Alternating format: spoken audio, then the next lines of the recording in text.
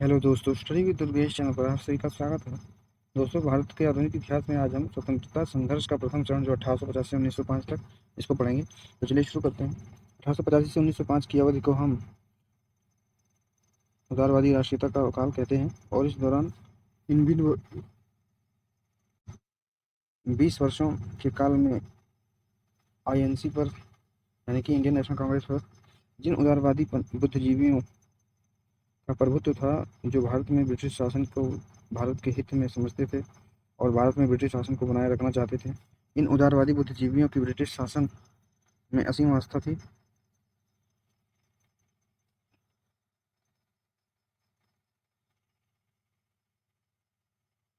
ये मानते थे कि बड़े सौभाग्य से भारत में ब्रिटिश शासन की स्थापना हुई है और अंग्रेज लोग मिलकर भारत की प्रगति में अपना योगदान देंगे। ये उदारवादी बुद्धिजीवी व्यवस्था के साथ सामंजस्य बनाए रखने के पक्षधर थे। इनका जो संघर्ष था उसमें क्रांतिकारी परिवर्तनवाद का अवयव नहीं था। इनका जो संघर्ष था राजनीतिक मुक्ति के लिए नहीं था, बल्कि क्रमिक रूप से राजनीतिक सुधार के लिए था। क्रांतिकारी परिवर्तनवाद के अवयव यहाँ अनुपस्थित थे। ये अंग्रेजों के साथ उनके सहयोग से भारत के क्रमिक विकास के पक्षधर थे। ये मानते थे कि अगर हमें अंग्रेजों का सहयोग मिलेगा तो भारत में क्रमिक रूप से विकास होगा और हमें हमारा स्वराज्य मिल जाएगा। स्वराज्य मतलब खुद पर शासन करने का अधिकार।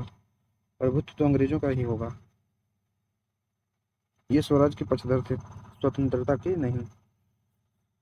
इन्होंने अपनी मांगों को जो है मनवाने के लिए संवैधानिक रास्ता अपनाया। मतलब ऐसा कोई भी काम या आंदोलन नहीं करना चाहते थे जो संवैधानिक ना हो।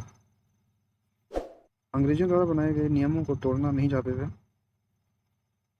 इनका मानना था कि अंग्रेजों पर हम संवैधानिक दबाव डालें तो भारत में जो शासन का ब्रिटिश रूप है उसको ब्रिटिश स्वरूप में बदला जा सकता है। इनका यह भी मानना था कि संवैधानिक तौर पर हम जनता को राजनीतिक तौर पर भी जागरूक कर सकते हैं। उस काल में जनता में राजनीतिक जागरूकता नहीं थी। शोषण तो था लेकिन राजनीतिक जागरूकता नहीं थी। शोषण के खिलाफ जबकि घृणा थी इनके मन में। इनका मानना था कि संवैधानिक संघर्ष के जरिए एक तरफ जनता को राजनीतिक रूप से जागरूक करेंगे कि हमारी मांगे जायज़ हैं, करेंगे। दूसरी तरफ ब्रिटिश हुकूमत को यह समझाने का में सफल होंगे कि हमारी मांगे जायज़ हैं और इसे पूरा किया जाना चाहिए। इनकी रणनीति का मुख्य पक्ष था जो जनता की लोकप्रिय मांगे थीं, जो शिकायतें थीं, इनको तैयार कर सरकार के पास भेजना और इसके लिए सरकार पर दबाव डालना कि हमारी मांगे जायज़ हैं। सरकार पर दबाव डालने के लिए कांग्रेस के अधिवेशनों के माध्यम से विनम्रतापूर्वक अपील करते थे और भारत में राजनीतिक सुधार लाने के लिए भारत में जनता द्वारा हस्ताक्षरित याचिका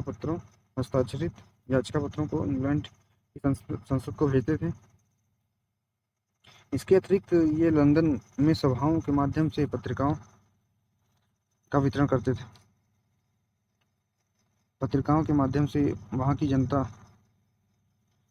को यह बताने का प्रयास करते थे कि भारतीयों के राजनीतिक अधिकार शून्य के बराबर हैं और भारतीयों को भी यह अधिकार मिलने चाहिए। नरमपंथी नेता मानते थे कि भारत में जो राष्ट्रीय चेतना का विकास हुआ है उसके पीछे भी अंग्रेजों का ही योगदान, यानी भारत में राष्ट्रीय चेतना की विकास का श्रेय ये अंग्रेजों को ही देते थे।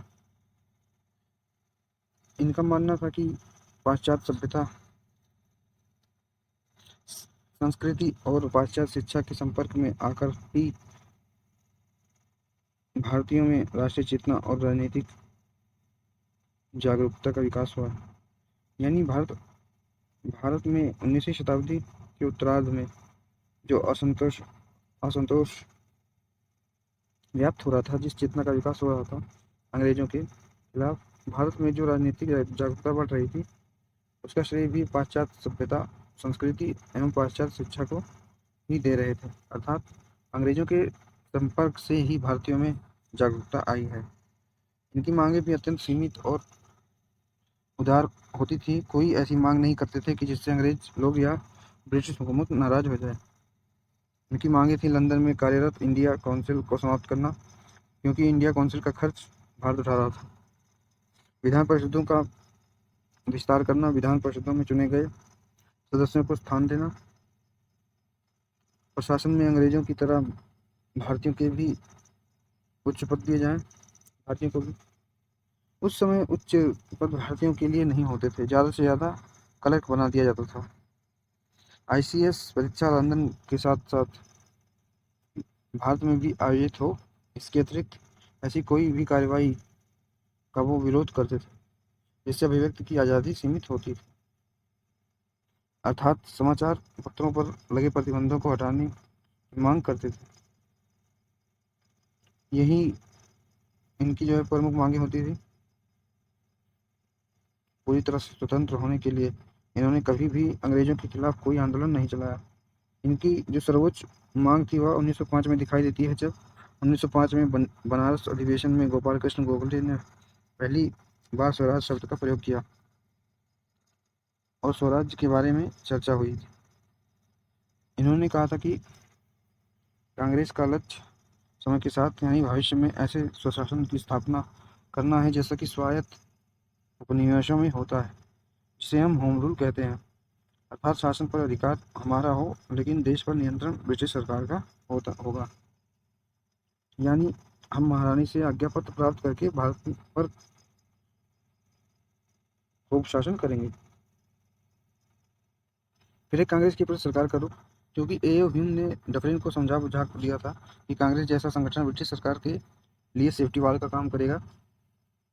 इससे हमें भारतीयों को समझने में भी मदद मिलेगी और उसी अनुसार छोटे मोटे सुधार हम लोग कर दिया करेंगे।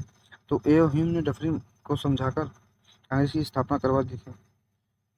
तो शुरू में सरकार का रुख कांग्रेस के सहयोग का था, लेकिन जैसे जैसे कांग्रेस मजबूत होती गई उसने अपनी मांगों को मजबूती से रखना प्रारंभ किया, तर्क करना प्रारंभ कर दिया।